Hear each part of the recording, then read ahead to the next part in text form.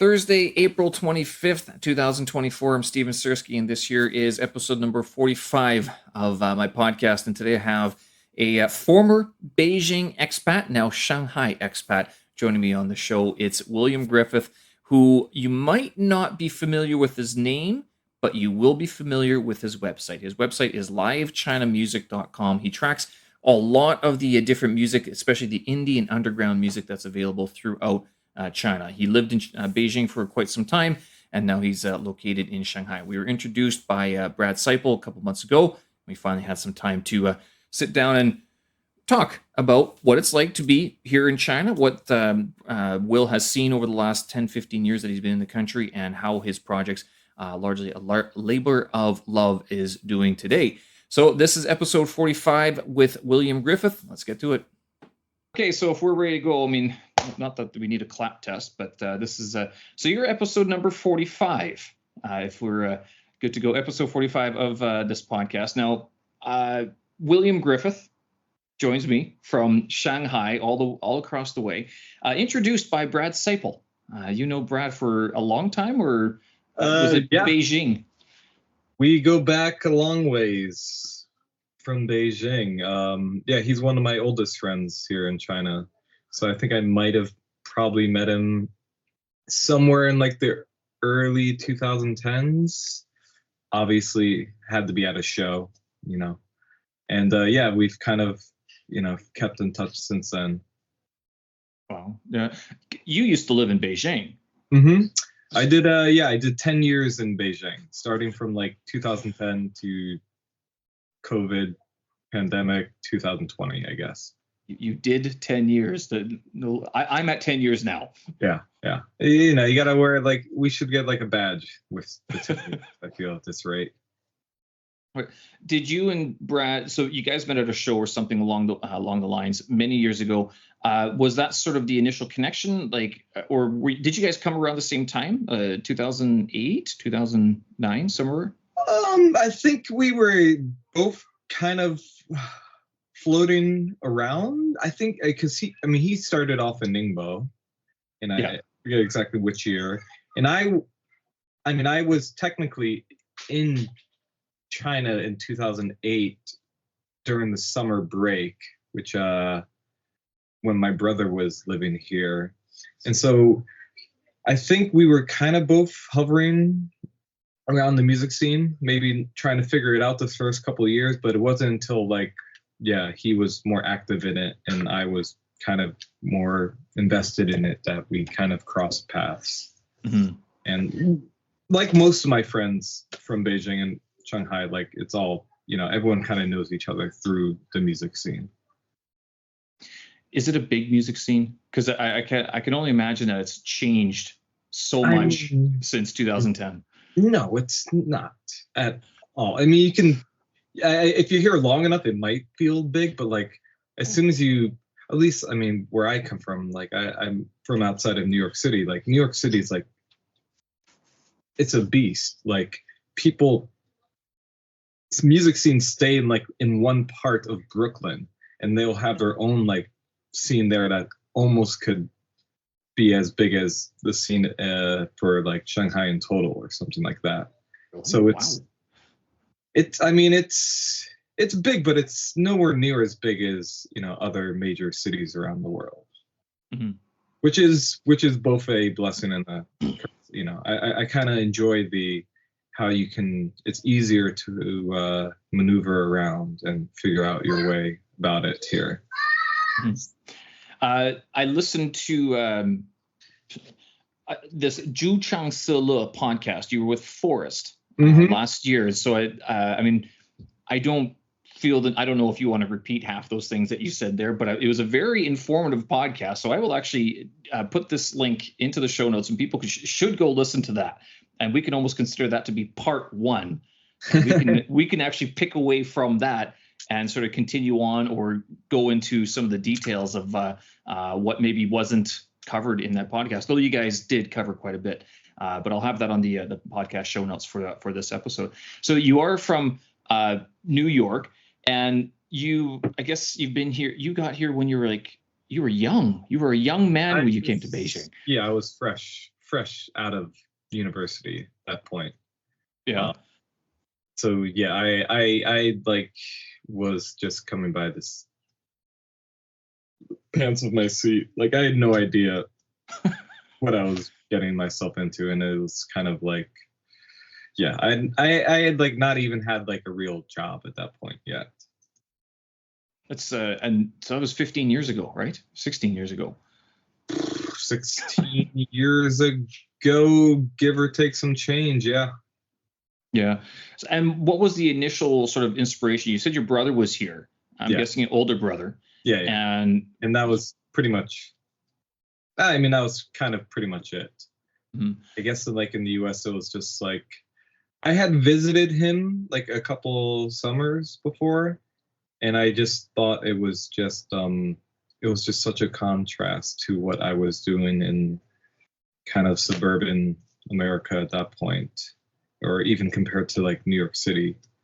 And it was just, yeah, it was just exciting. Just, I think the biggest part of it was just like kind of just meeting people from all around the world for like the first time. Just kind of just, you know, even coming from New York. yeah. Even coming from New York. I mean, I'm from Connecticut technically, but had friends and family live in New York. But it felt like, you know, I think my brother's roommates at the time were from Iceland, and you know,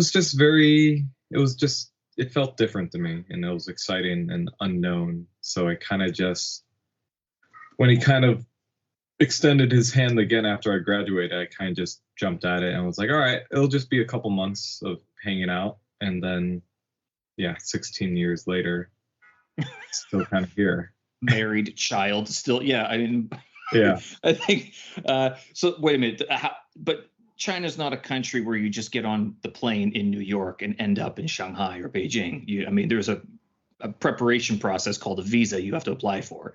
And surely at some point you were going, what am I doing here?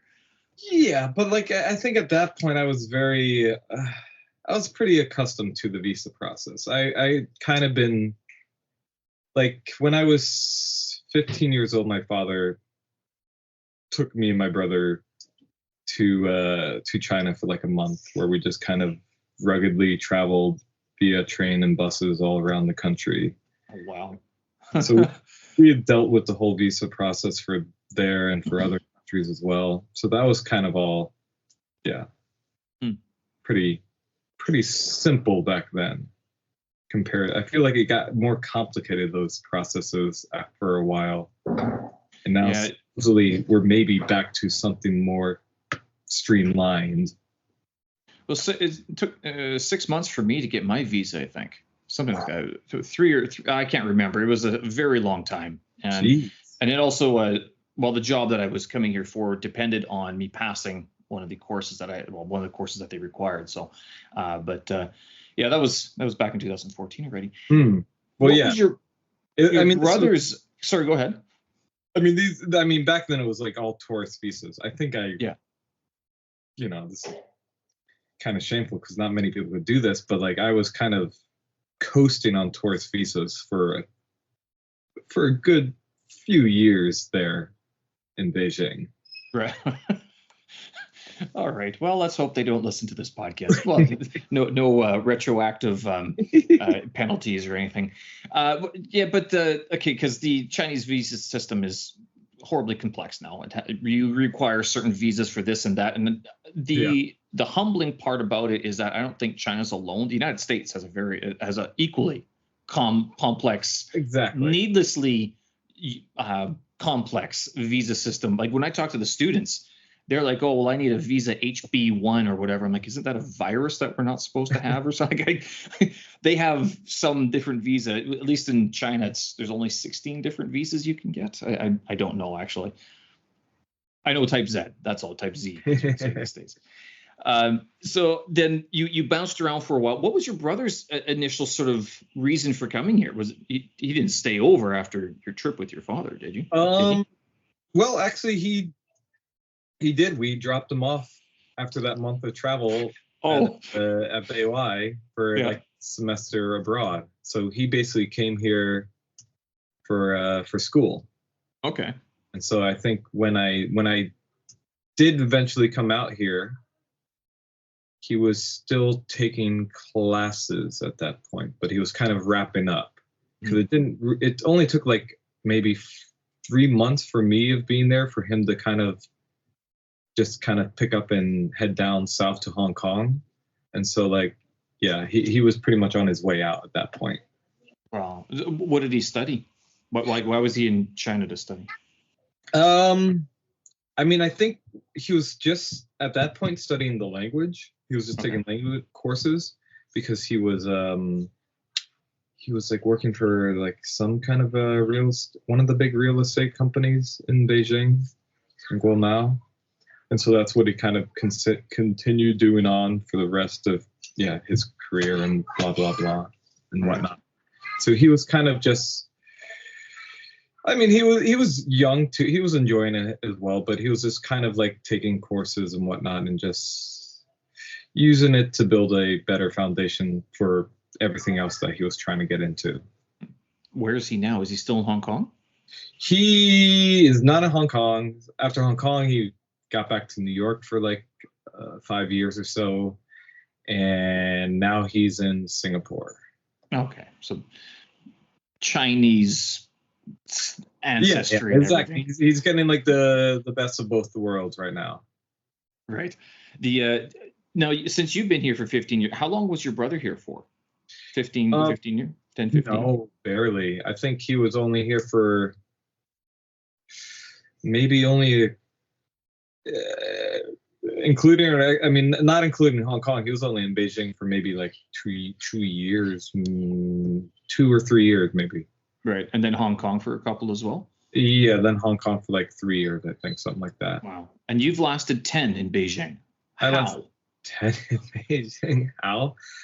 I don't know. I mean, I think I just kind of like dug myself in, I guess. I don't know. Once I kind of discovered the music scene, I kind of just, committed to it. And once you start to like dig yourself into a community, you kind of like, I don't know, you start to try to build a home around that. Mm-hmm. So I wasn't just kind of, enjoying whatever the nightlife or whatnot. I was trying to actually actively engage with the community around me. So I suppose that's why I stuck around. And I guess friends and, eventually my wife, my girlfriend then, who eventually became my wife. And it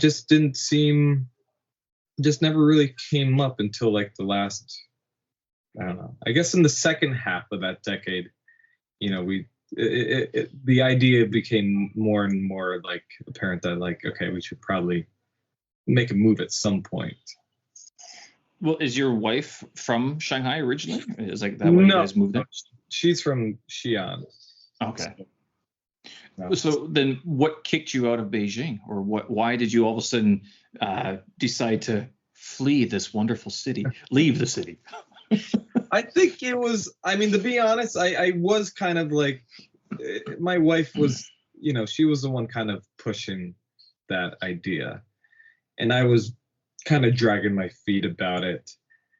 But then like, I think I just kind of came around to the idea of, the active like, oh, change of scenery will be nice. And like, and we had like, I think originally we were supposed to go to Hangzhou or something. But then we kind of like basically on our way out, the pandemic hit and we got stuck in Beijing for like 4 months, just like, goddamn, like we're just stuck here now. We already like had like farewell parties and whatnot. And now we're just kind of hanging around here. And it just felt so awkward just to see people again, be like, hey, still here. Still here, guys. And you were stuck far outside the city, I think you said. Yeah. I was like in like Fengtian, and then, so it was like a ghost town out there, and so it's like peaceful. Yeah, some good running out there. I'll give it that. There's nice long stretches of nothing you could just run around. Yeah. Did you have things to do? Because I mean, you had your website and your Well, activities there. Actually, I mean, at that point, because I mean, there was nothing happening, so you couldn't go to shows. And when I did my farewell show in Beijing that January, I kind of like, it was kind of like me shutting down everything, and I was kind of like, all right, I'm gonna end this and, you know, just leave it. But then when you're stuck in the apartment, you can't really leave or anything. You're like, well, I got nothing better to do, so it kind of just forced me to double down on everything. Mm-hmm. So I just kind of rebranded it ever so slightly, found some, you know, got some help from some friends to introduce me some like people that helped me translate and help me set up like the whole, I guess, infrastructure of the WeChat account and whatnot. And so it gave me more time to kind of tinker and refine everything a bit. So you were going to shut down what was called live Beijing music at that point. Yeah, exactly. So that was the end of it, the end of an era? Yeah. So the pandemic saved your project here in China. I suppose save is one way to put it, yeah. Or just prolonged it. All and chained me to it for the rest of eternity. Guess depends on how you look at it. But yeah, it did kind of give it a second life at this rate. Right. And so that was the year that you changed it from live Beijing to live China music. Mm-hmm, exactly. Or live CN music is, I think, how I sort of see it. Yeah, I don't even know like how people even try to abbreviate. Some people say live CN, some people say live CN music, some people say live China music. I've kind of just, now I'm just like, I enjoy whatever iterations you guys have. I'll take it. Live China music. Exactly. That's the reference to the Juchang Silla podcast episode as well. You guys talk about that. So then you changed it back in 2020. In 2020, you were going to leave Beijing, finally go to Shanghai. And did you have plans to stay in Shanghai? Like, do you have plans to stay in Shanghai for a while, or is this sort of like you're taking off from China too? I mean, 15 years is a proper amount of time. Yeah, I think it was just, I think when we moved to Shanghai, it was kind of vague. I think we're just gonna give it a go. I think my wife, she had something kind of waiting for her here, and so she wasn't. I was kind of scrambling for basically like 9 months trying to find some kind of steady work, while at the same time doing, you know, trying to kickstart everything up with the account and everything.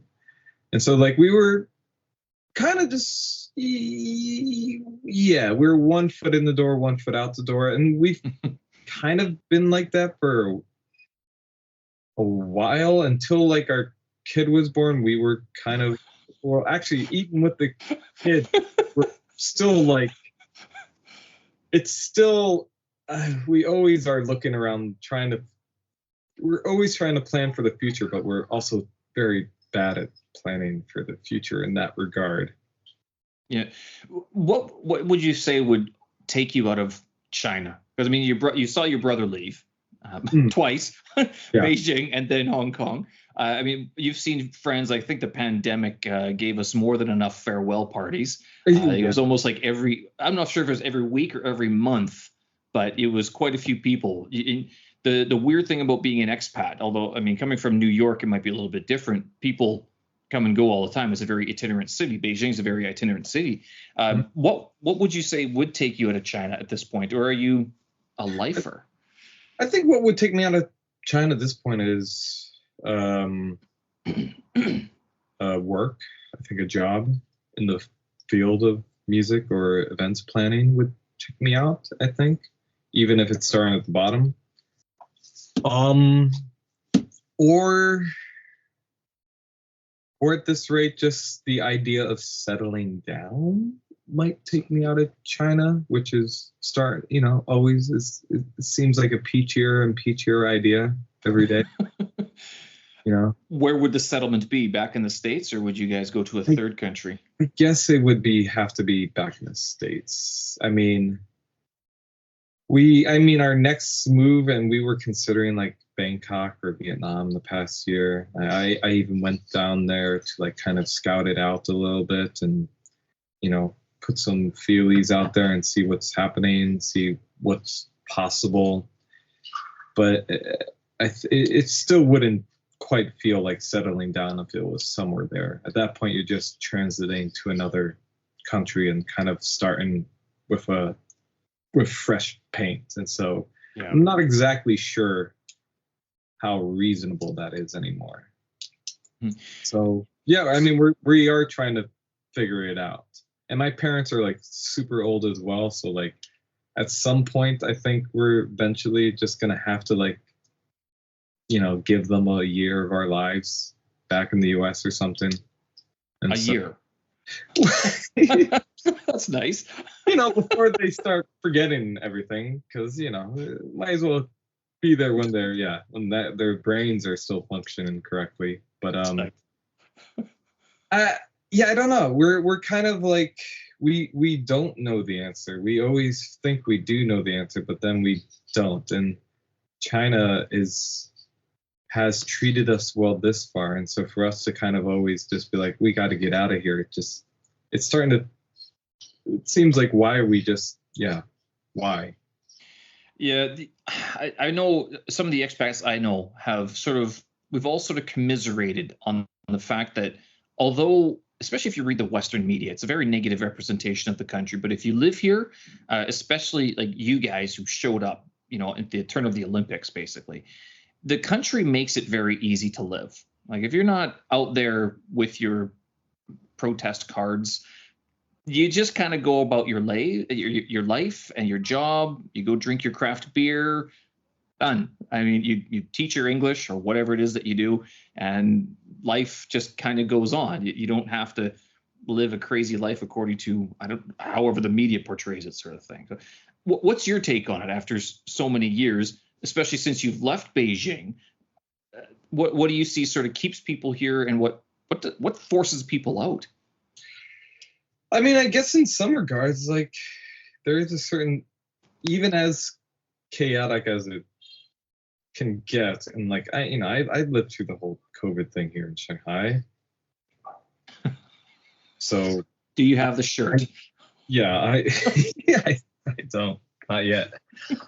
So I know how rickety it can get, but at the same time, like, there is a kind of stability to being in China, especially like when you have kids. Like, I mean, I don't want to say it's the safest place I've ever lived in, but it is the safest place I've ever been in. And like it is a very comfortable, especially like the first tier cities, they are very comfortable places that are constantly being, I guess, upgraded and constantly being twisted into ways that might not might lose some of their historical value, but they do make it a very livable city. Mm-hmm. And so whereas like when I try to put my brain to like, I don't know, moving back to the West, then I know the difficulties that holds and whatnot. I mean, I'm still in, super amounts of debt with my school and whatnot. And so like, I know what is waiting for me back there. Oh, jeez. But is New York and is the States, because I'm from Canada and a lot of the people I work with, they're from Britain or other parts of the world. Is the United States as bad as the media makes it out to be? Like, and for example, New York City, there's this guy who speaks Chinese on YouTube. He broke the internet. Xiao Ma, NYC. Okay, so the Chinese, he was here for 1 year proper. He learned Chinese pretty good. He left New York. He's like, it's horrible. So is that a real portrayal of what's going on? I mean, I think New York is New York. It's going to shove out some people, I think. I think there are plenty of people who live in New York who are kind of oblivious to the shittier aspects of the city and the Mhm. worsening aspects of the city. People who just put their blinders on and kind of just, if you have a good job in New York City, you're going to be fine, even if you're spending all the money you're making on just living there. But many people seem content with that because I don't know, they smart enough or have enough resources to put some away. But for people who are kind of like living on a day-to-day basis there, it can get a little rugged. And the city has changed definitely over the past 5 years, I think. Oh, right. I definitely felt different vibes last time I visited there a year ago. And so it's just, everyone's just a bit more on edge, I think. It's the kind of The clips I've heard, it almost seems like it's back to the 1980s, and New York had a horrible reputation in the 1980s, and so it's 40 years ago, a generation basically. It flips and whatever. So I don't know. It is, especially with I don't know. They said that New York was dead. The pandemic killed New York, but it's like, I don't know. I mean, can New York ever die? It can never die. No. It can be pushed in the other areas, and people with money will always go in there and spend it on something. I think I think on a smaller, more, I guess, micro level, some of the scenes there are suffering. But I think, people figure it out. They go to like Hoboken or something, or Jersey City, and they flourish there instead. So when you talk to people back in New York, and like they're in the news, or they're not in the news, but you hear news and they're living in the area that news happens, but you're living in China and they hear the news about China. What do you say like about your life here, well, both in Beijing and Shanghai, about what it's like to live in China? Especially during the pandemic, the fantastic Shanghai representation. During the pandemic was trickier. But then I kind of realized also, like when I tried to explain what it was like when I went back home last year to live through that here in Shanghai, and I was terrible in how, like, I don't know how emotional I got about it. I also realized I'm like, oh wait, people like in New York had their own like COVID experience as well. Yeah. And everyone else, I think China was the only difference because it was just kind of condensed, like a freaking shooken up like soda can to like a 3-month period where just all the anxiety and all the angst was contained into these like 3-month period, and like that just kind of pushed people over the edge. But in New York and other cities, like it was just miserable and kind of drawn out for a long time, and so it's just a different experience. I don't think one can take away from the other. Shit is shit.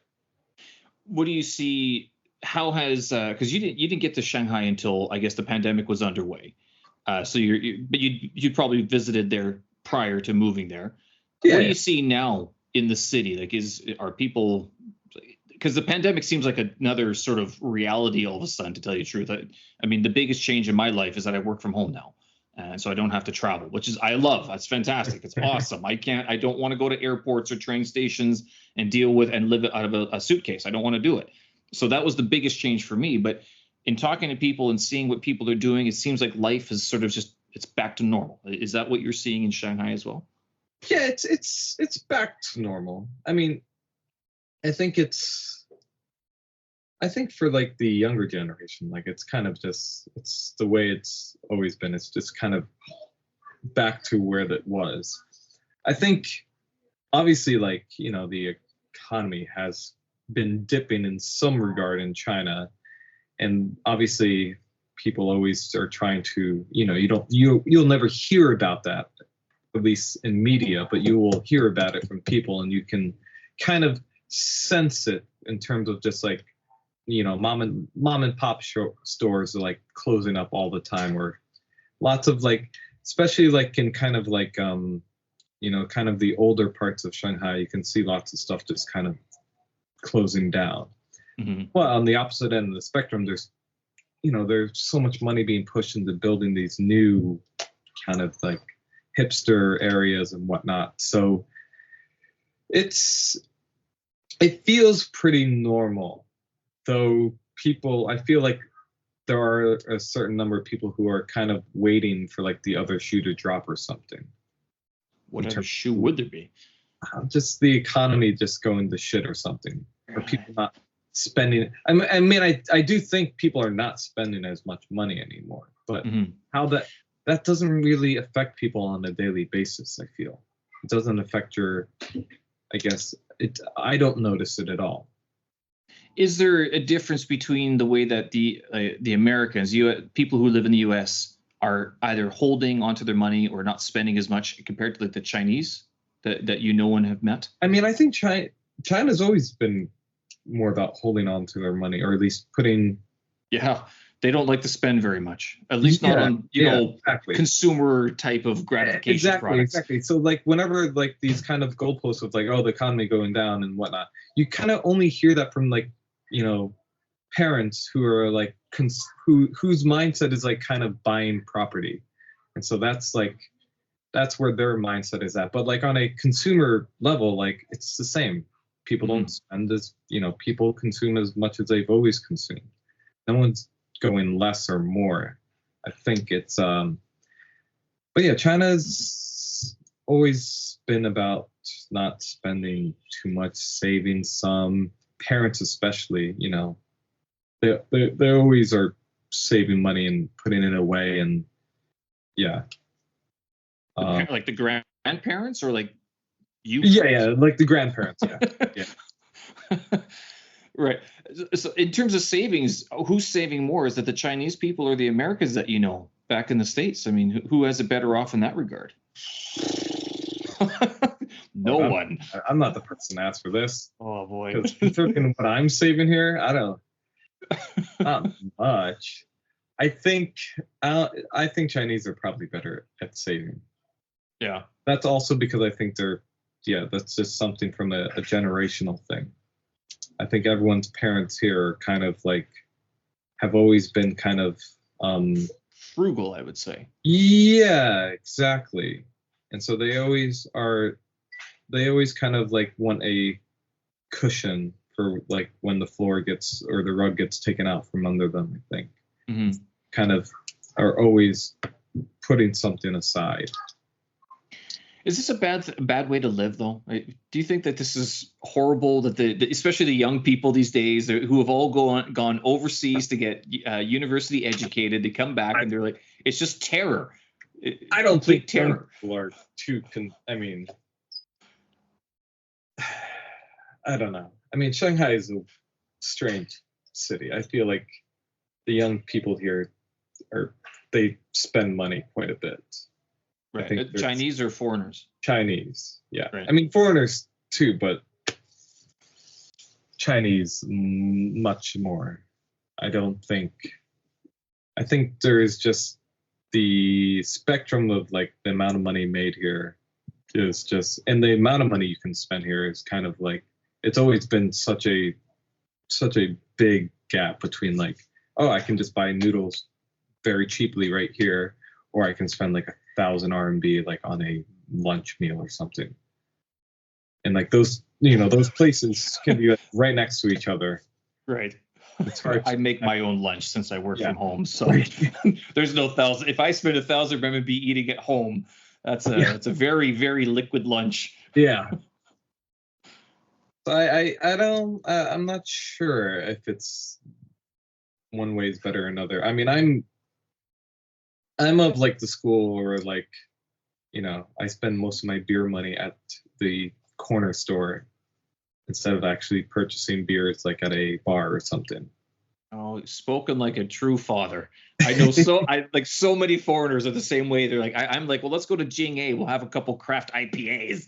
And they're like, well, let's go to 7-Eleven and get a case of Qingdao for like the same price of one beer. Sit on the curb. We got the curb right here.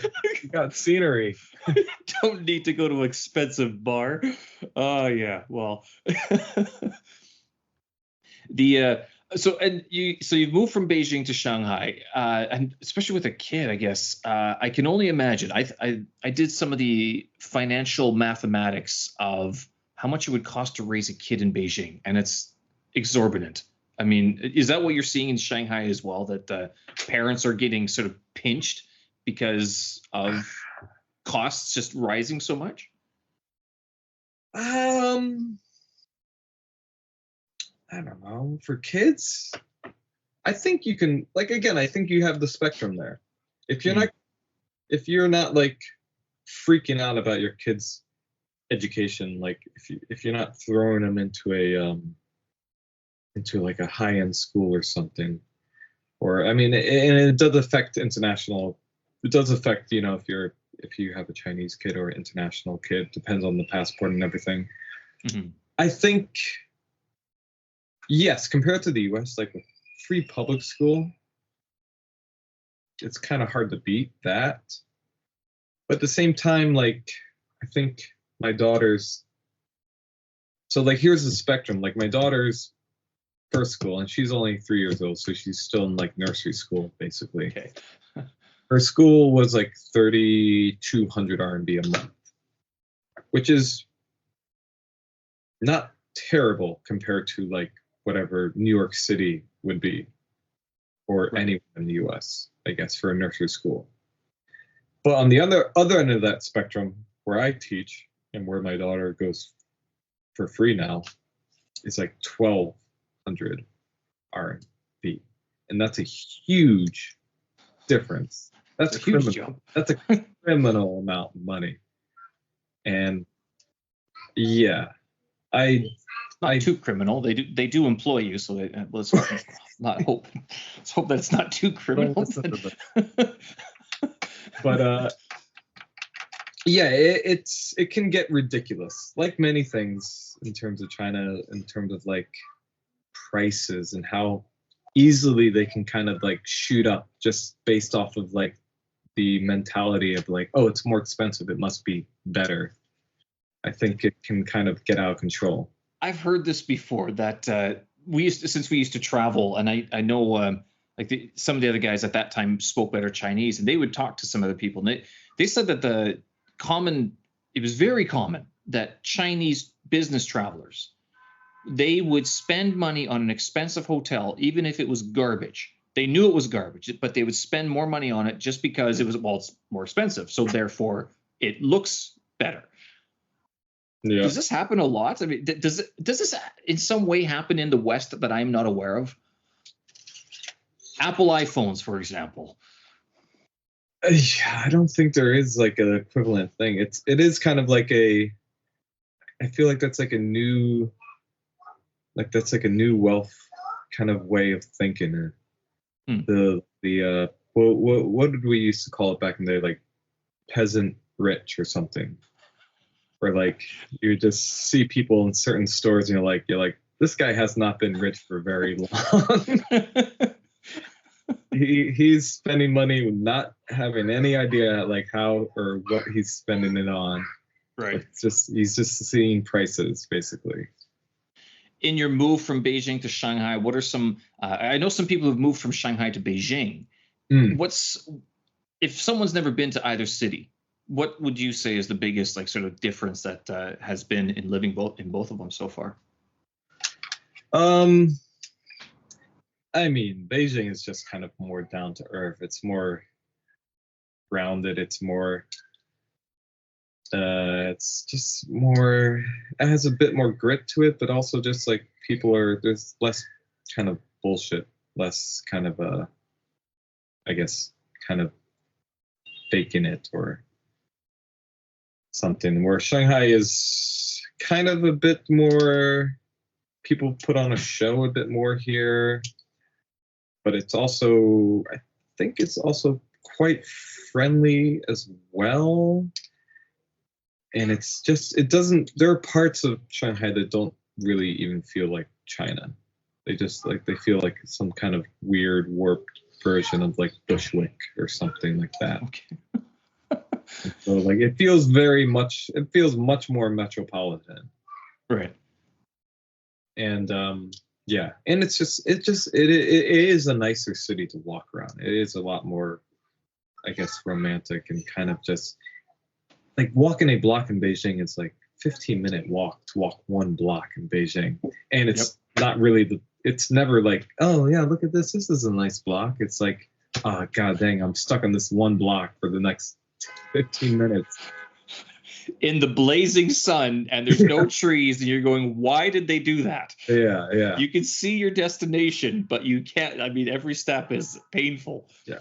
Shanghai does have a lot more pretty buildings. I mean, because it does have the longer history, I guess, of different, I guess, expat communities setting up shops. Just like everything from like just like the layout stuff. Like there's everything kind of bends and flows a bit more. There's like trees everywhere, and like parks are just green. They're not just trees like in a line or something. It feels much more organic. I don't know. Yeah. I mean, it's almost similar to Hong Kong. Hong Kong is very similar as well in that regard, although minus the trees, because I don't think Hong Kong has very many trees, but it does wind and sort of move around. The windiness, and it's got the hilliness. It feels a bit more, has a bit more character to it in terms of like the planning of the city and design of it. Yeah. How's your Chinese? Are you able to get by? Do you know? Terrible.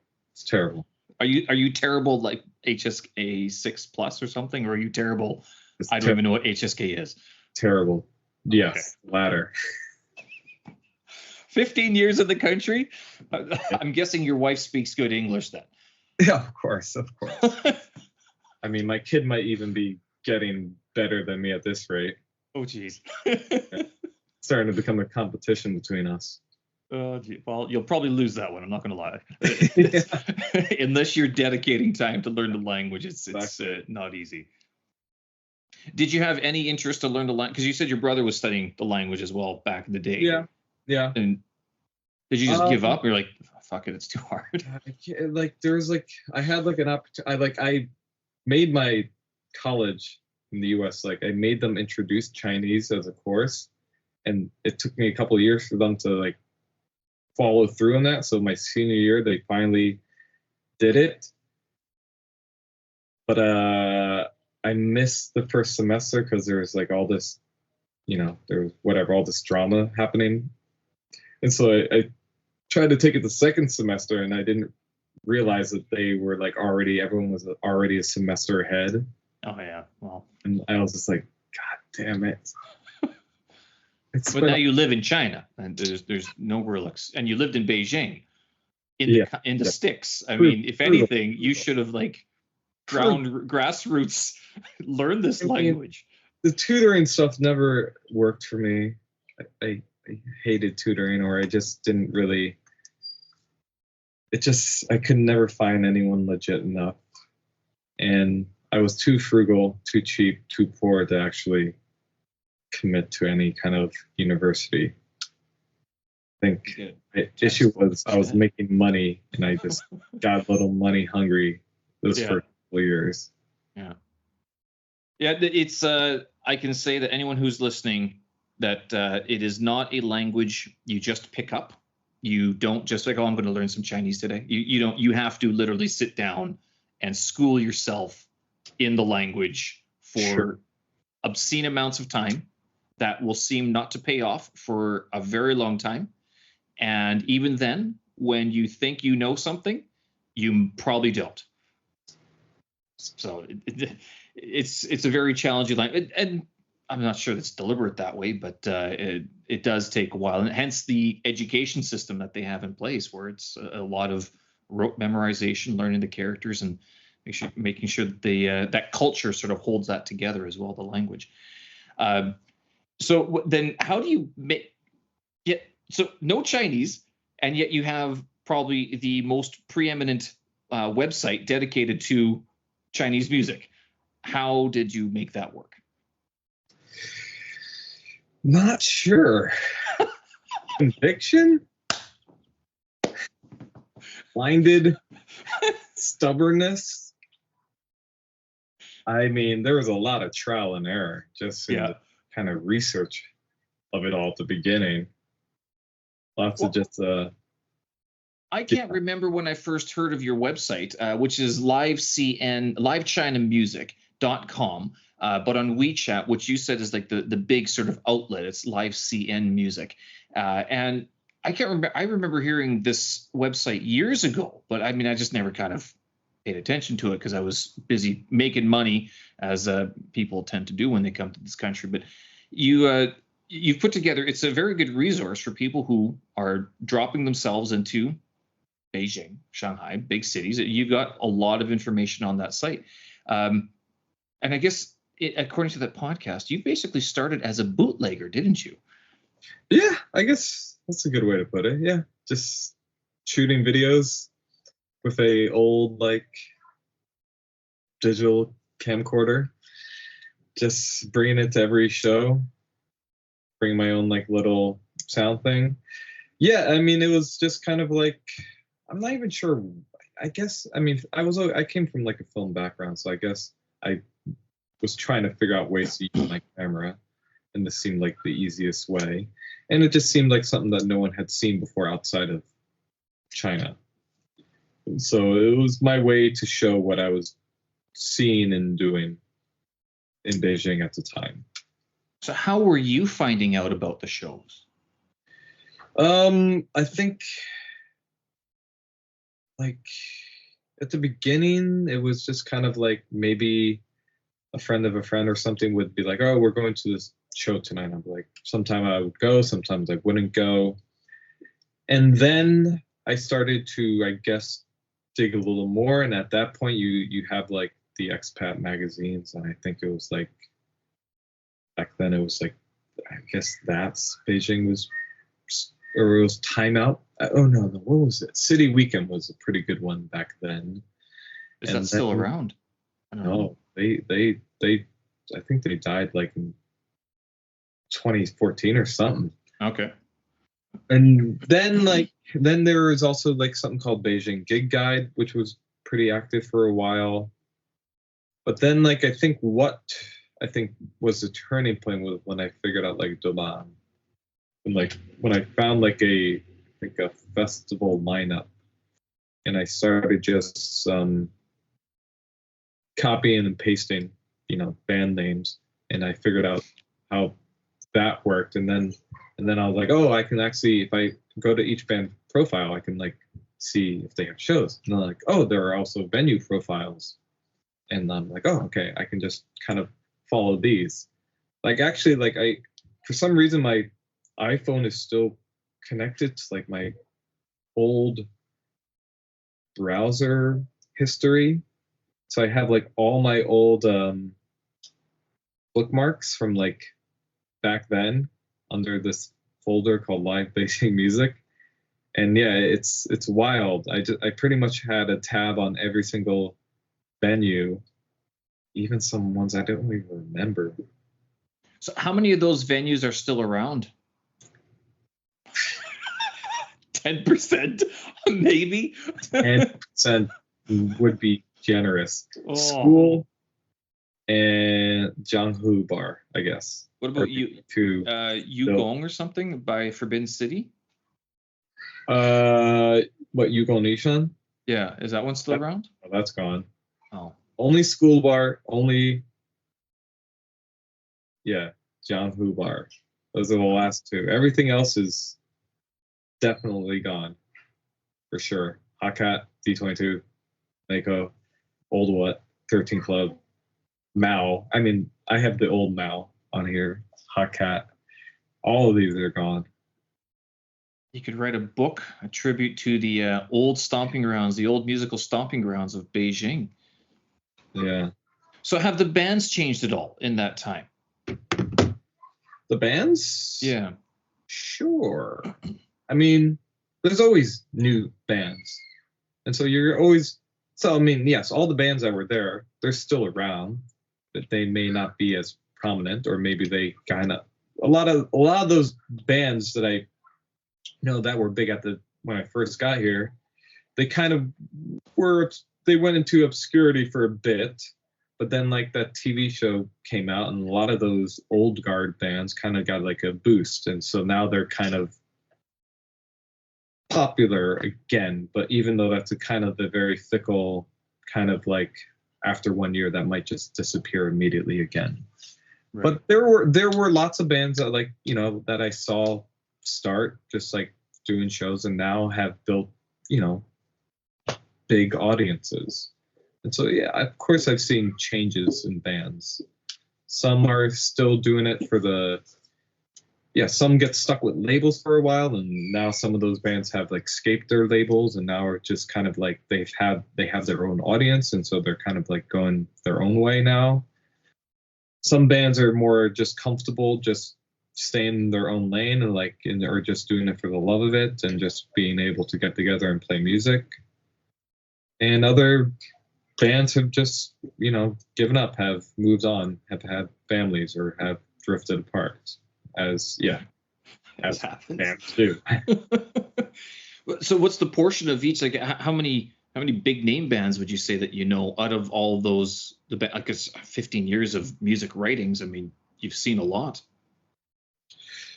How many do I know and that are still around and active and actually people in the music scene? Ooh, interesting. I mean, it would have to be, I don't know. To put a number on it would like in the 50s at least. Okay. Maybe. Decent number. I mean, although you've seen thousands of bands over the years. So with Chinese bands, and it's like because these metalheads, they have to raise kids as well. They are raising kids. Like in terms of what Chinese bands are talking about these days, what do you see? Has that changed at all over the last 15 years that you've seen? Even though you say that your Chinese isn't good, you must have been able to sort of get an idea of what these bands are concerned about in their lyrics. Yeah, I mean, I think bands are more confident with expressing themselves, I guess, nowadays. And I think there is more of an anxiety, and how they articulate it kind of differs from band to band. And like, I don't think it doesn't always have to be political, but there is very much a societal aspect to it all. And I do think there's lots of young people who feel at a loss or feel somewhat that they've been kind of left out in the cold, and so they figure out ways to express that, but it's not, you know, it's not direct. I think bands here have a easier time just, you know, giving everything kind of a more poetic spin. So it's not maybe, you know. You mentioned one band, Bird Striking. My Chinese isn't good enough to know what they were singing about in this song, but you had these three bands that you picked out on this one podcast, and you said Bird Striking. So for bands like that, what are they sort of saying that is making them all of a sudden mysteriously disappear from online streaming sites? Well, I mean, only one of those, I think, one of their old songs disappeared from their sites. I mean, everything, you know, no knock on them, but what they're singing about now is completely different from what they were singing about back then. Nowadays, they're just, I guess they're a lot looser, a lot calmer. They're parents and whatnot, and so they chilled out. They've chilled out a bit. They have their kids to make them anxious instead of the music, right? Yeah, but back then, I guess they were a bit more pointed in using kind of imagery and motifs that were, I guess, a bit more on the nose, I guess. Mm-hmm. So like Monkey and Snake and songs like that. But in terms of exactly why those songs maybe got banned, who really knows? Sometimes it comes down to some just machine just finding one phrase or one word and just kind of just clicking you off. Right. Who would you say are the old stalwarts of, if not the Beijing scene, then around China? That if people are new to Chinese music, underground music, rock music, what would you say are some of the bands that they should listen to? PK14 for sure. Sure. If you want something like a little rugged, a little grittier, a little with a bunch more oomph and a bunch more kind of what a little more barbed. New Pants, if you want something a bit more new wavy and a bit more fun, for sure. And then after that, I might. God dang it! I feel like It's like the show, man. It's just like being at the bar.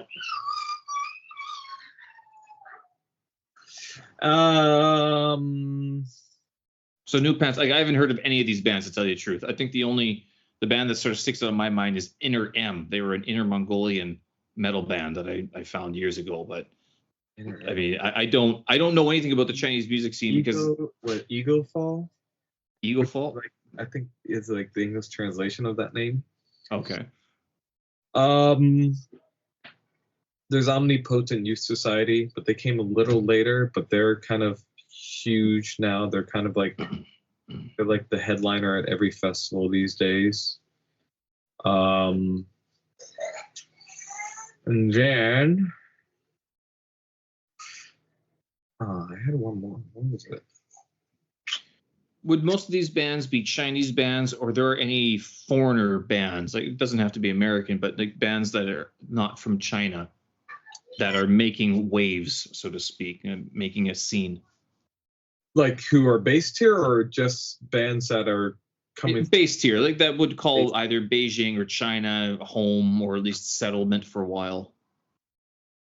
No, I don't think it would. I mean, I think you would really have to look far to find like expat bands who kind of have stuck it out that long. There are actually some, I guess. Like, I guess you could still consider Pet Conspiracy has quite a few foreign members in it, and they, even though they're not really active, but they still do stuff. They still produce music whenever they can get together. Yeah. And even, I mean, PK14 for a long time had a foreign drummer and whatnot. But in terms of like an expat band that's kind of stuck around and continued making music, it's very, I can't really even think of any.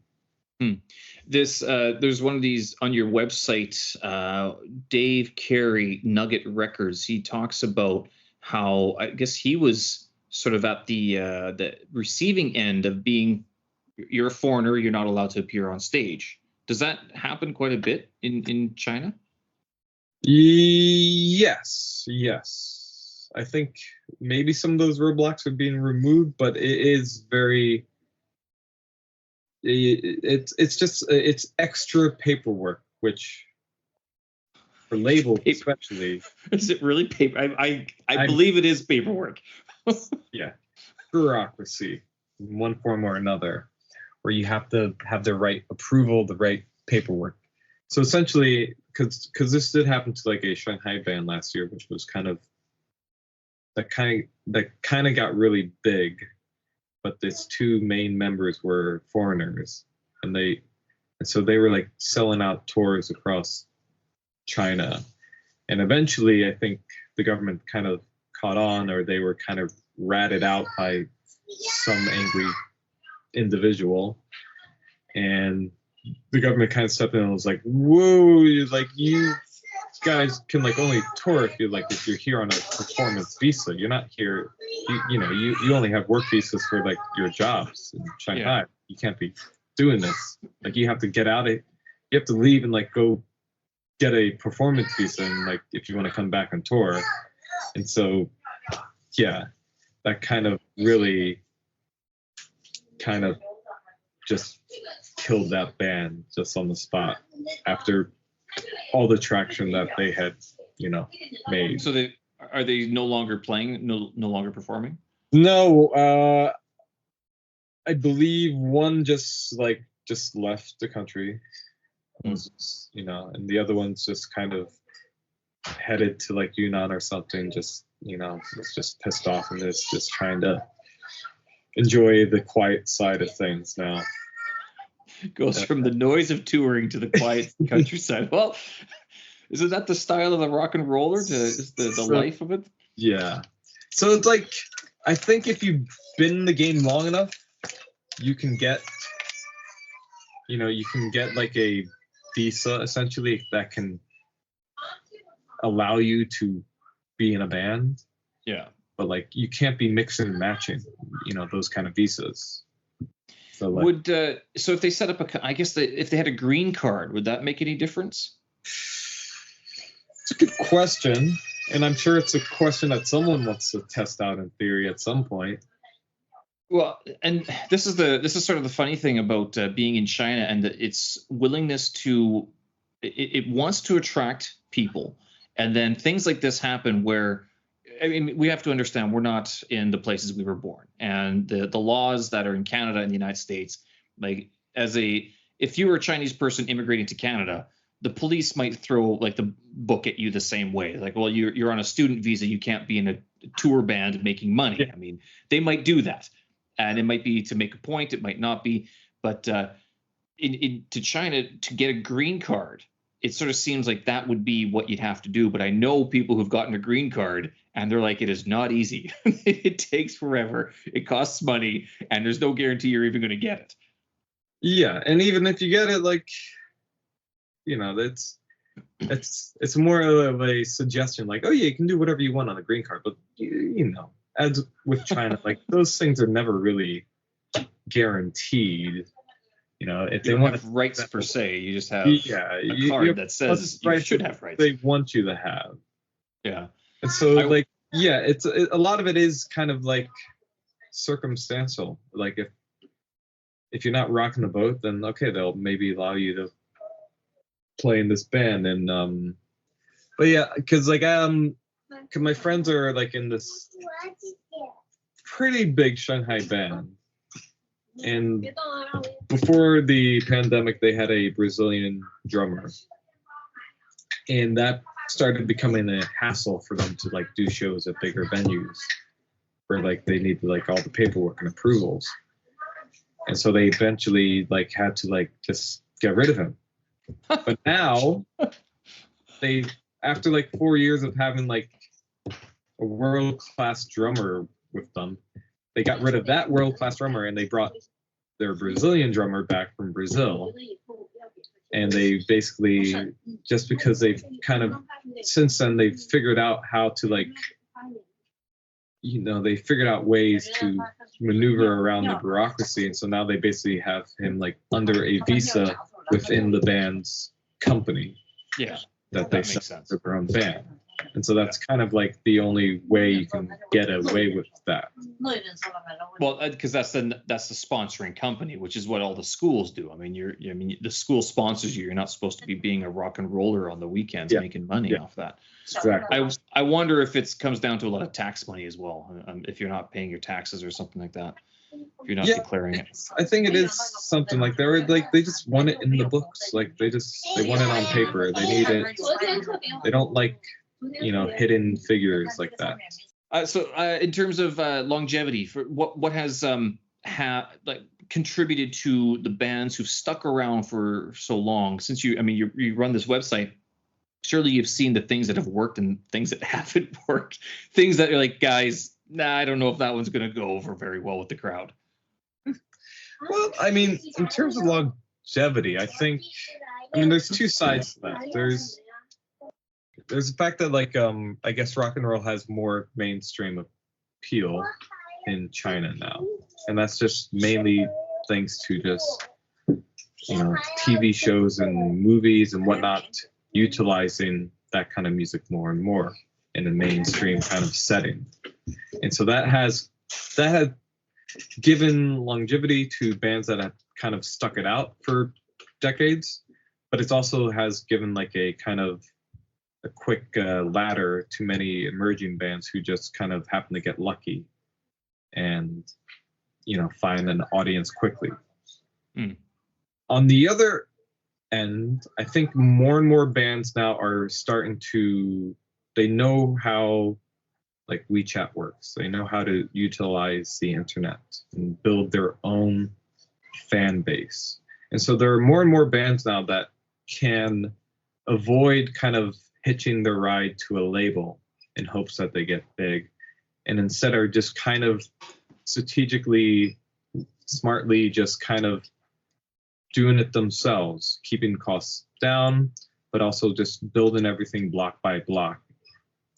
And so it's I think there's just a lot more, people are being smarter about it these days. Are there a lot of labels in China, like it? Because I guess back at, like in the States and in Canada, when you got signed to a label, that was seen to be a big step up. But as we've seen over the years, recently has been sort of been a pushback against signing to a label, saying that a lot of these labels were taking advantage of bands. Was that happening in China as well? Yeah, I think so. I think there was like a while where labels were just, picking up any band everywhere, just as kind of like a way to hold on to them, and just so they had something to put into like some certain slot somewhere when needed, like a festival here or a festival there. They didn't actually do much work in terms of like helping bands build audiences or, helping them and build a scene or anything. And so I think, and eventually, like, it was kind of obvious because like a lot of these, small independent labels just started just getting bought out by a bigger label, and so like now they're all just part of the same family essentially. And so it's kind of broke the whole facade that like, it's all, the whole DIY thing is kind of out the window. And so you do get lots more you get lots more tiny labels operating, but they're pretty upfront about what they can do. And it's that's mostly for just distribution and whatnot. Like, we'll make tapes for you guys, whatnot, and we'll help promote your stuff. But like, we're not here to like kind of hold you got to put in the legwork in terms of like finding your audience and going on tour. Right. So yeah, I do think it's similar. I think a lot more bands are weary to jump on a label, and if they do, they're looking more closely at exactly what they're signing, and they're making sure not to give everything away. They'll maybe join a label in some capacity, but not like, like, you won't release our music, but maybe you can, we'll sign something for you for terms of like shows and whatnot. Mm-hmm. Have you ever thought of starting your own label to do something for bands as well? I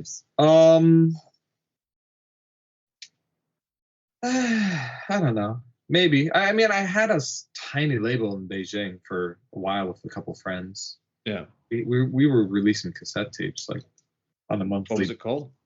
Nasty Wizard Recordings. Okay. And so like, it was fun, but it was, super DIY. Mm-hmm. And a lot of it was like noise musicians, or we would do like compilations of like shoegaze bands in China and whatnot. But like, running a label is, it's a lot of work. Mm-hmm.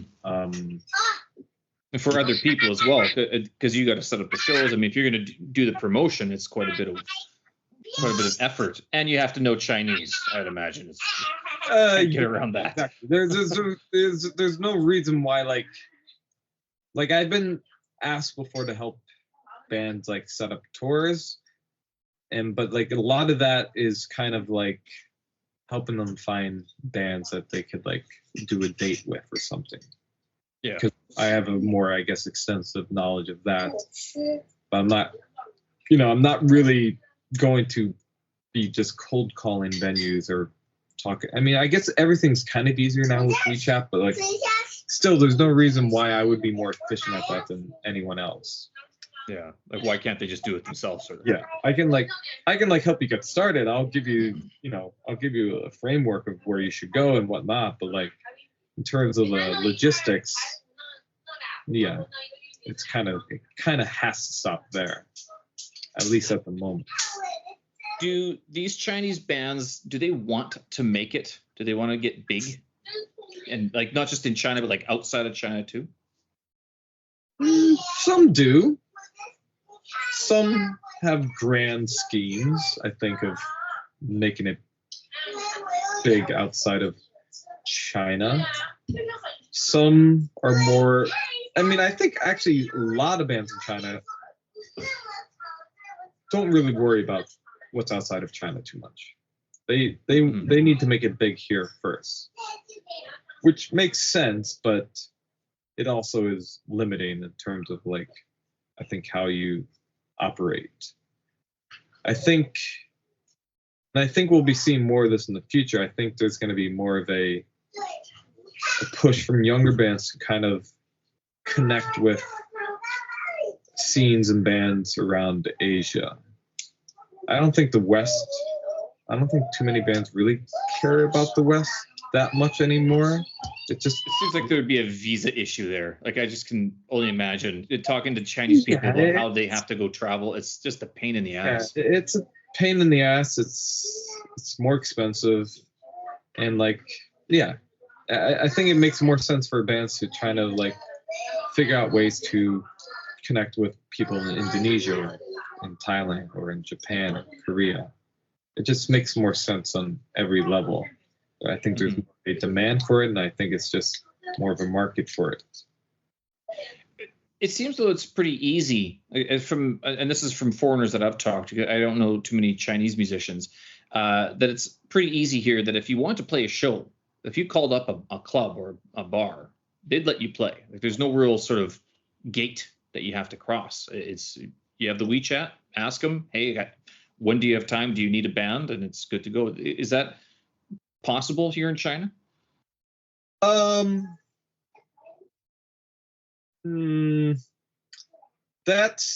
think that only applies to a certain scale of a venue. If you, for most venues in China, need a Baopi, which is basically paperwork. They need approval. You need to get an official approval, which means you need to submit certain things like IDs and lyrics and video of your show. Really? Well, videos of your songs that you're playing. They can be in a rehearsal room or they can be in a live setting, but you have to send video of each track that you will perform, your set list essentially. And also these venues, also lots of them have guarantees that they have to make us back a certain amount. Yeah.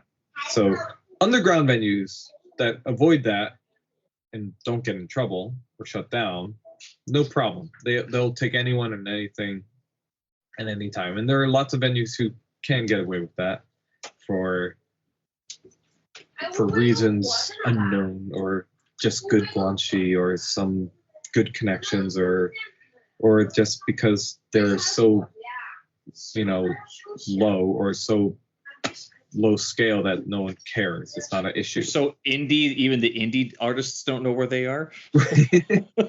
Or it's just like, it's so like, oh, like it's gonna be 50 people and like it's gonna be mostly Laowais. Like it's not really. We don't want to. It's too much trouble for us to go over there. We're not gonna do this. The Laowai won't understand what we're saying anyway, and I don't. My son who speaks English isn't on the force just yet. Oh my goodness. So I think a problem that the scene is hitting now is like there are not enough legit small scale venues. Most of the new venues that are coming up in China are like 800 to like 1,000 person capacity, and that's too big to build a scene in like a up and coming city or something. Right. You need venues that can hold 200 people. More of those instead of bigger money making venues. And so that's why, it's why you see more underground kind of things popping up in cities, but those are those are always at risk of just disappearing. And so are you talking like disappearing? Like, would they get shut down before the show, or like the cops show up during the show? Have your show busted up by the cops. That's true punk, man. There's many ways that can go down. Sometimes they'll just come and say it's got to end. Sometimes they'll try to take someone away. I don't think police want to make scenes anymore, especially like in places like Shanghai. I think they know it can turn very easily against them in these kind of situations. So I think more like a place would be a penalty, maybe a monetary penalty at that rate. Right. And in terms of the Chinese, can I say Chinese kids who are playing in these bands? Is it a lot of youth that are playing it, or who's sort of making up the Chinese bands these days? I mean, you get the whole spectrum. There's this one band that I've booked a couple times, and like I'm kind of like championing them, and like, one of the members hasn't even graduated high school yet. He's like 19 and hasn't graduated high school. So there are like some bands who are just young and very ambitious and very like on point with what they're trying to do and how they're doing it. Whether or not they burn out in the next year or two, more likely, but for the time being, they're shining brightly, and they're very gung-ho about it. And so there is like a new generation of, I think, indie kids who are very, very good at networking with each other and with other cities and with other bands, and who are just very spirited about it. And I think that's been kind of exciting to see. Mm-hmm.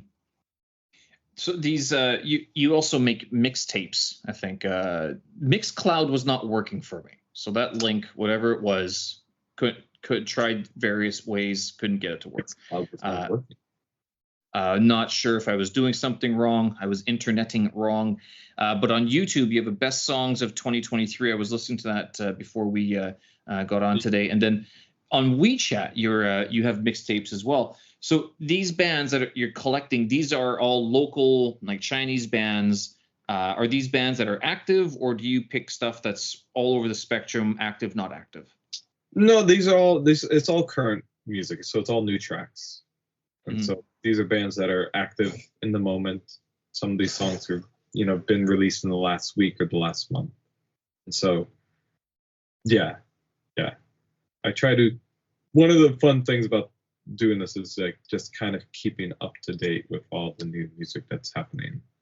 And so the mixtapes is the best way for me to kind of make a kind of catalog in my head of, what new bands are out there.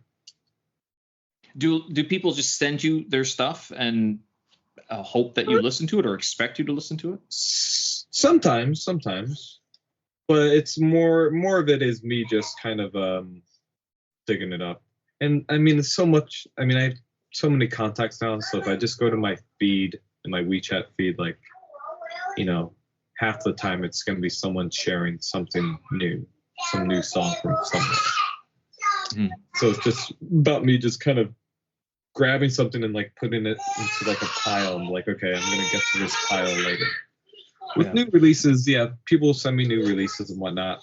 Some people will like send me a release a day later after I've already like put it into something, like I was too slow, and I was like, don't worry, like I got you covered. How many tracks do you normally put into these mixtapes? These mix I things?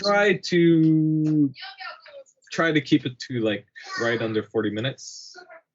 I think I did it like back, I think, it's like the perfect run for me, like is around 40 minutes. I try That's a decent length. Yeah, so I try to just keep it like a good run. I don't want to go too, but I mean the year-end things are different. Those are like asterisk. Right. So you mentioned that well, on this other podcast, you mentioned that you usually have a theme that you follow. And it's every week that you release these mixtapes. So there's so like this week you'll go maybe softer. This week will be more cinematic or something.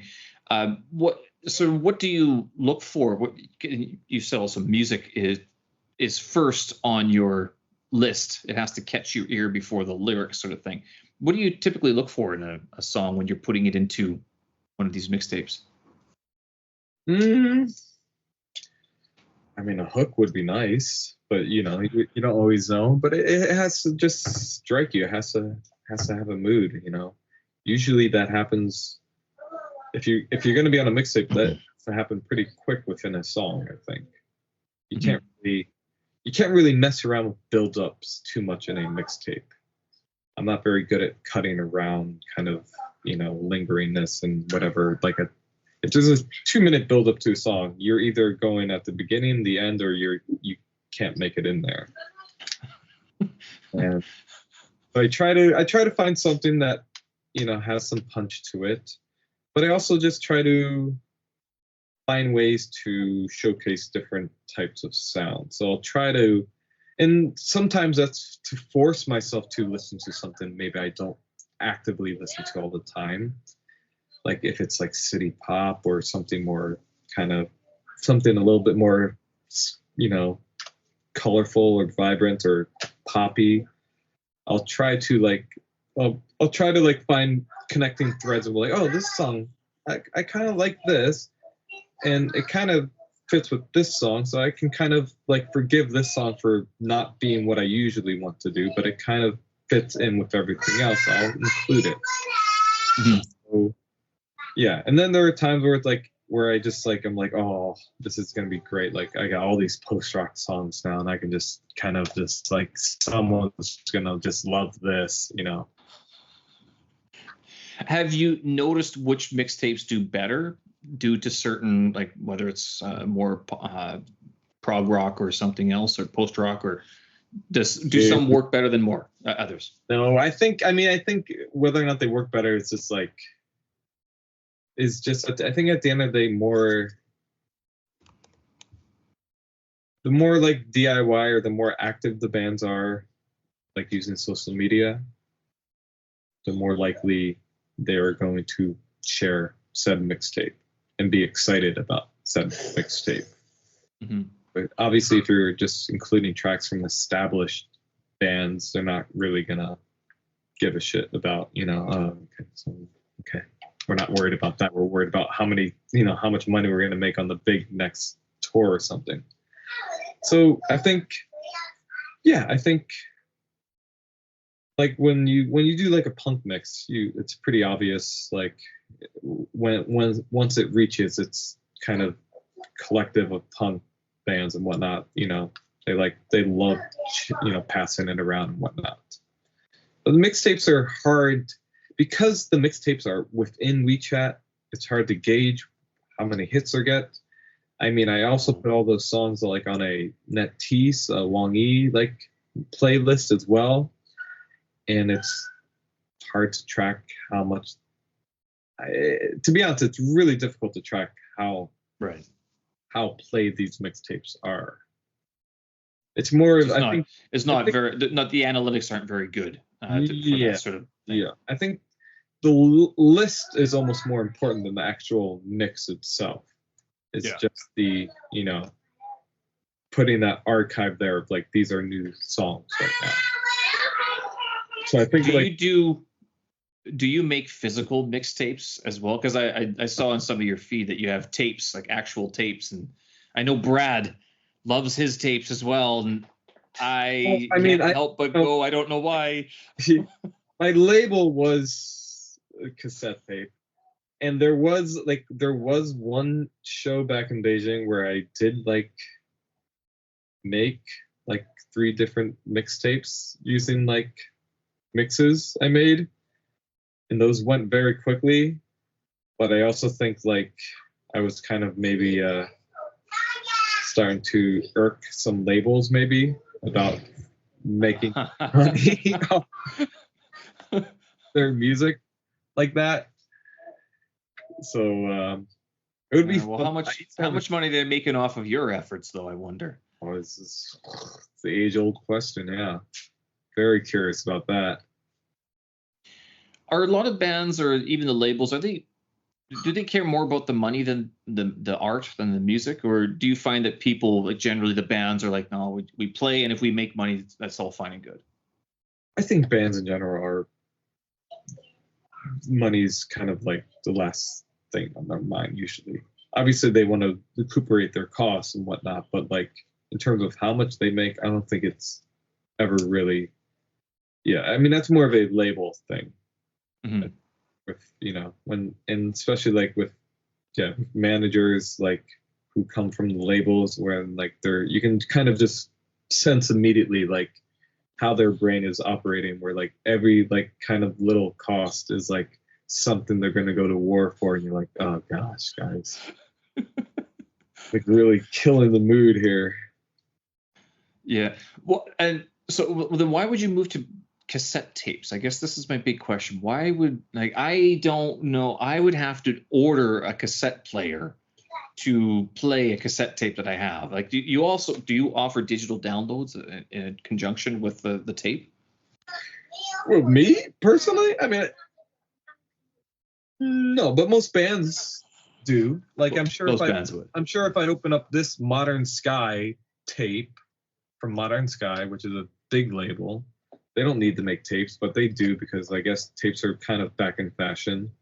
I'm sure if I open this up, there has to be a download code. Must be. You would hope. You would hope. Please let there be a download code. Oh my god. Oh, there is. A QR code that you download. Huh. This has no QR code to speak of. Nothing. Well, Modern Sky, you guys, what are you doing? Maybe they just assume that people will go to YouTube and search anyway. But yeah, I mean that's the thing, because people like, yeah, because like you can download your music on any of the streaming services for dirt cheap, even though it's kind of, you might have to jump through one extra hoop to convert that to like an actual file that you can carry around with you. Right. And so, yeah. But tapes are they're just cheaper to produce and cheaper to CDs or just MP3s. I mean, cheaper. I mean, CDs or a piece of paper. cheaper than vinyl. Okay. I think people think of cassettes as like vinyl adjacent at this point, where they're both kind of novelty thing. Okay, they're right. Not in terms of sound quality or portability or storage. It looks better. It looks better like on your shelf than a CD, I guess. Wow. Okay, that's a change. Yeah. What else? What does your tape collection look like then? Pretty big. Good like 3 shelves worth, I guess, of stuff. And like, I mean, I have like a little, like my pile here is just from a recent kind of like, because bands will at least send me stuff nowadays. So like I have a new Chinese football here and some new those are CDs or cassettes that you have there? These are CDs. Right. But then I have a couple tapes here from like bands just kind of making their own tapes, which is kind of heartening to see, or when a band's just doing it themselves. Yeah. I mean, this is definitely just made right off of a tape deck. Yeah. Ow. Is it cheap? So when you say it's cheaper to produce these cassettes, I mean, do they have the multi-reel cassette decks in their apartments, and they're cranking out their DIY, do-it-yourself DIY cassette tapes? I mean, and they have their sister like sort of sketching the cassette cover. Yeah. I did that a couple times for a show, because I had a tape deck at one point someone took from me. But when we were making tapes, me and my friends, we were basically hiring like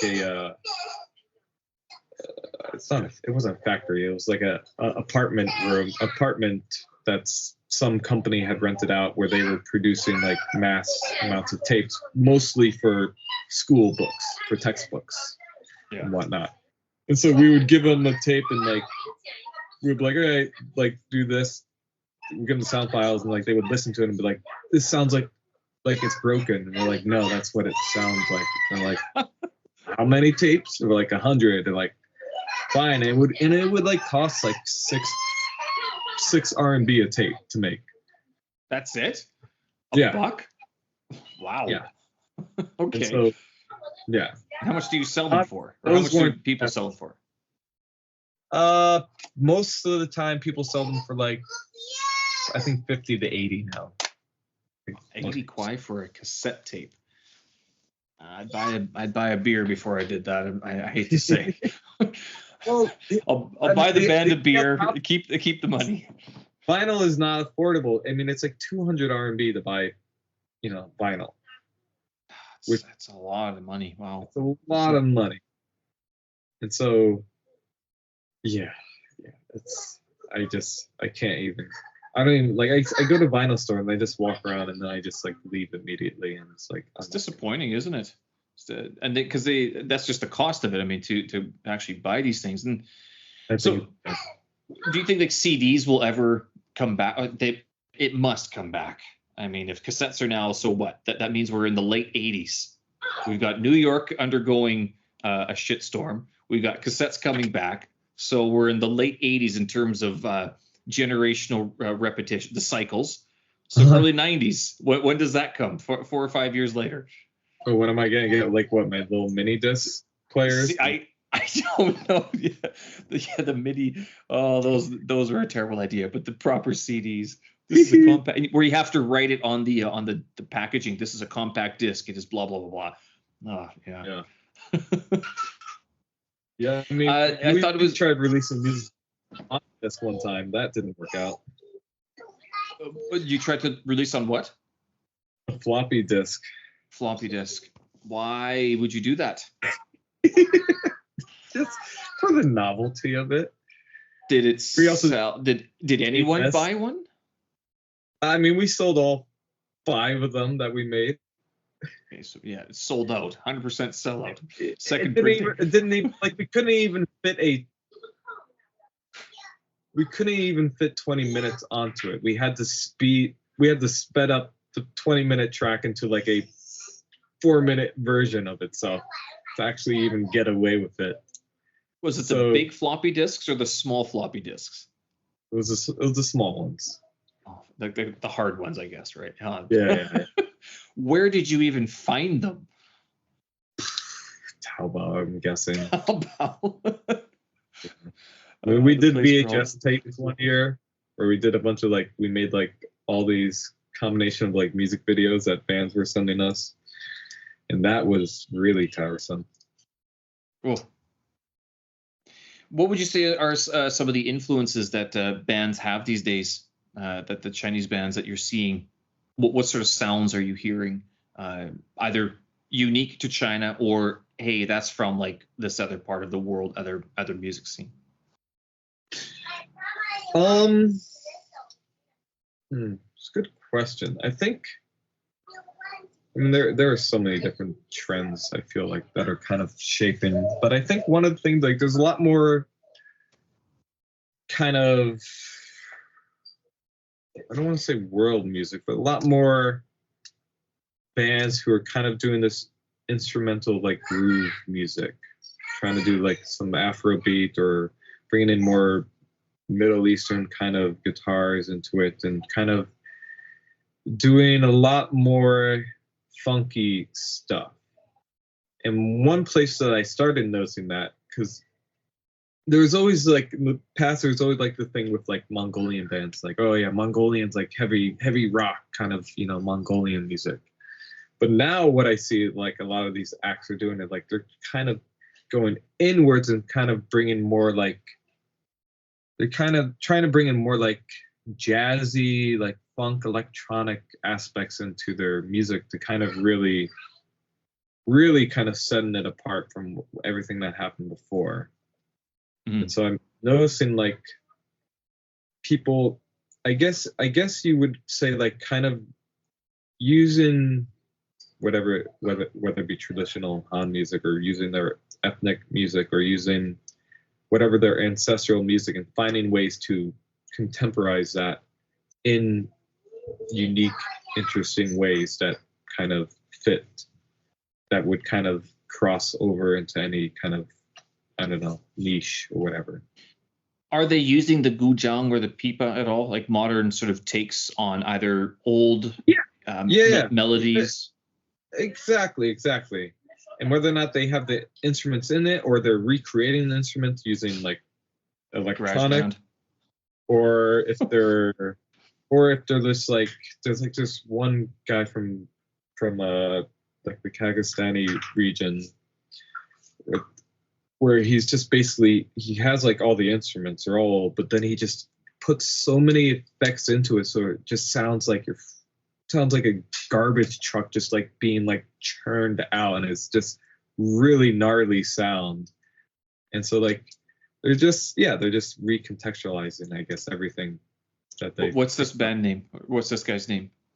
Mamer, Mamer. But he has many different projects, but the one I'm just listening to is called like Bande, Bande, and like the things that he's doing like with those instruments, it's just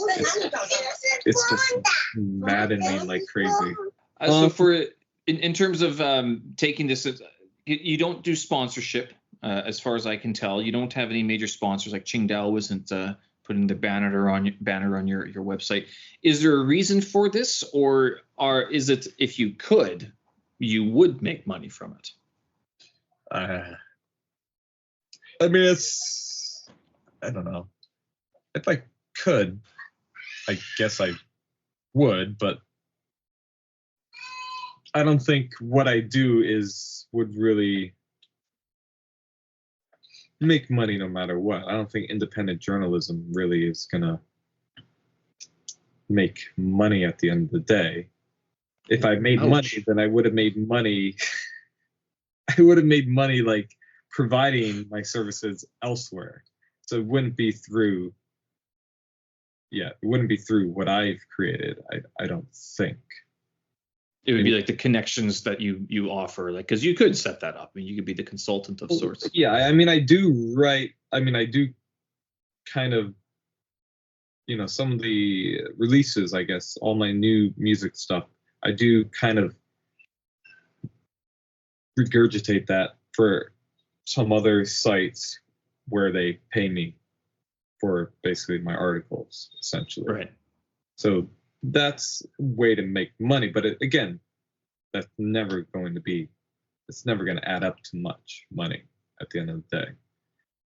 So you can make money, but like you're not going to make a living. Right. Would you? Does it matter? I mean, if you do make a living or don't? I mean, it seems like it would sort of go against the spirit of punk and rock and roll, man. I mean, I guess. I mean, I guess I could say that as I could tell myself that every time. As you get older, and you have a family, and you have a kid, yeah, you're like, oh man, it would have been nice if like this actually was like a more stable kind of career path instead of like being like, a stubborn hobby that one keeps. But I mean, I think I kind of comes to terms with that aspect of it. And there are things I want to do with it. I do want to like try to figure out a way to maybe bring bands over from other places to here, or figure out a way to act as some kind of agent or something in terms of finding places to put bands and whatnot. So yeah, it would be nice to figure out a way to make a living from it, but it doesn't seem very realistic anymore. But I would in its current iteration. I mean, it might have to change in some way. Yeah, I would like to figure out ways to do more. I think what it always is, like, I always just try to push it a little more to see what I can do next. So like, and is it just you that's working on this, or do you have a team that's helping you? It's just me. I do pay translators like once a week, usually to translate some stuff for me, but it's just me churning out the content Well, on a weekly basis. kudos to you. This is so after this episode, you're gonna sit down and listen to it. Well, you got to take care of your family as well, and then get to work your other work, doing the prepping the mixtapes and everything.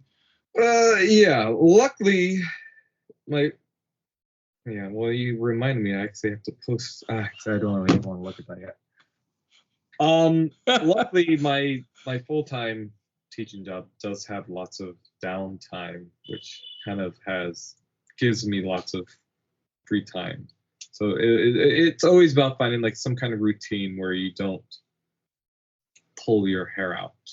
But for some reason, I always double down on these things. And so like if I have free time, I'm like, oh, let's just organize like 5 more shows. Why not? I have an extra hour. Oh, and then like a week later, you're like, why did I just organize 5 more shows? And then you're like, all right, I guess here I am. And yes, so you got to be careful with that flash of inspiration. Yeah, exactly. So are you getting into, you're saying you're raising or you're putting on these shows. Now your website has a lot of pictures on it, but I noticed that your YouTube doesn't have as many videos on it as it used to. Is that because of the logistics of publishing all this stuff, or just because you're on your own? Video just kind of, sadly, like I kind of loved it. I really missed it, but it just kind of fell to the wayside. It was just, I don't know. I'm not sure I'm trying to remember when exactly it happened, but it did, like, it was kind of gradual, and then it was just like doing videos is just so much more tiring. Kind of when you're doing it, it takes up so much space, and you're kind of, it's a lot more strenuous on like your muscles and whatnot if you're just holding a camera and you're trying to run around, and if like one thing goes wrong while filming like a song or something, it's completely like wrong and it's ruined, or like your audio equipment kind of, in front of some asshole who just starts blabbering or something during a song. And so pictures, like I don't know, I eventually just like, I was enjoying taking pictures more, and it was a bit more flexible. You can enjoy yourself a bit more. And now I'm just like, I can't even remember the last time I did video, because I used to do like videos where like I would set up like 3 cameras in a venue. I see this. Like I thought, like when I heard this podcast that you were bootlegging these early shows, that it was just you with your camera, one camera, but you are doing cuts and transitions and everything. Yeah. You're doing proper work where you actually have to coordinate stuff. It seems like a lot of work. Synchronize, like all the cameras and all the audios from the cameras within like the final cut. Oh, and then you sounds like a lot of time. Yeah. Like there was a while, like when I was young enough, I was like, oh yeah, this is easy. I can do this, no problem. But then it was just like, then it got to the point where I was just like not even doing it anymore. It was just me holding the one camera. I'm like, oh, this is so boring, just the one camera. And I still have to edit that, and it's still taking up space. Yeah. Because I come from back in the day, not so much the mini DV camera. I would bootleg shows, local rock bands and stuff like that, just one camera, more to get that sort of early Nirvana, early grunge rock scene where that's all they had was one camera at the back of the bar that they were playing. You could barely make out who it is on stage, but you know who it is because of the song. Just that sort of that essence of the bootleg. I mean, I've noticed this too. Like DV cameras, like they're kind of like back in fashion now. In terms of they should not be. That's terrible. No, there was a reason they stopped. So many shows, and like so many kids are just bringing these like junky, that will die out fast. And I'm like, really, guys? Their iPhone records better quality, faster, that they can upload wirelessly. They do not need these cameras. They don't. I think they're going for like the aesthetic, I guess, of that. But like, I hope their audio is coming from somewhere else. That's all I can say. Oh, and they're going to have to buy some hard drives too. And I don't know, damn it, if they have to buy a FireWire cable. Good luck finding that. Oh man, I have so many hard drives where it's just like I don't even know how I would open up those folders anymore. Those AVCHD folders. Ugh. Yeah, it's tough because even modern programs don't recognize some of those old compressions, those old codecs and everything. All right, so I've kept you up quite a bit here. I appreciate your time, but thank you very much for all the information and the great compare and contrast from like true experience, Beijing, Shanghai. You're living the life.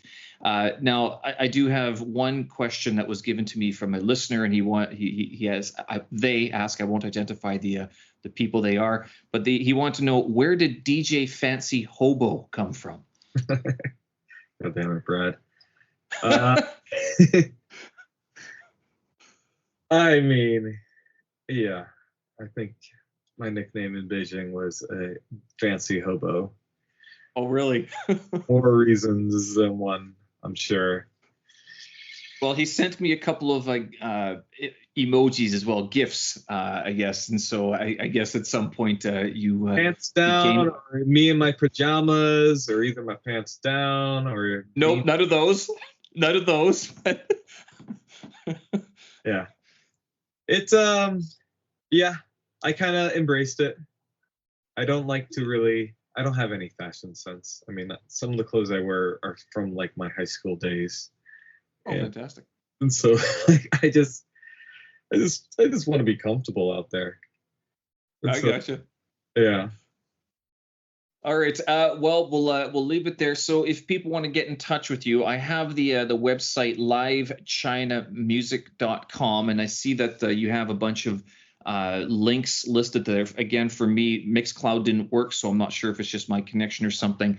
But also, I will have a link to this other podcast, zhuchangsele.xyz, and it's episode 33 on that podcast, which I think people should go listen to as well, as a, if not a precursor, then certainly a follow-up to today's episode as well. So thank you very much, Will. I appreciate it. Any parting words of wisdom? What should people do? Should they come to China? Should they not come to China? Should they become a musician? Should they not become a musician? I mean, just, go exploring. Have a listen. Just jump down the rabbit hole and see if there's anything you like. Just find some new music and just find one band. Even if it's just one band, just champion that one band and tell more people about it. That's all. All right. Cheers. Thank you very much, Will. Again, I'll have all the show notes and everything up on my website as well, and then also broadcasting to the universe on all the digital streams. Thanks again, Will. I appreciate it. Thanks for your time. All right. Thank you. Okay. Take care. Thanks. Bye-bye. There you have it. That's episode number 45 with William Griffith. Thank you very much for taking the time and joining us today. All the show notes and tracks are available up on my website, stevensersky.com, and of course, streaming on all the major platforms, Spotify, Apple, Google, and even YouTube. Thanks again. We'll do this again. Have a good one. Bye-bye.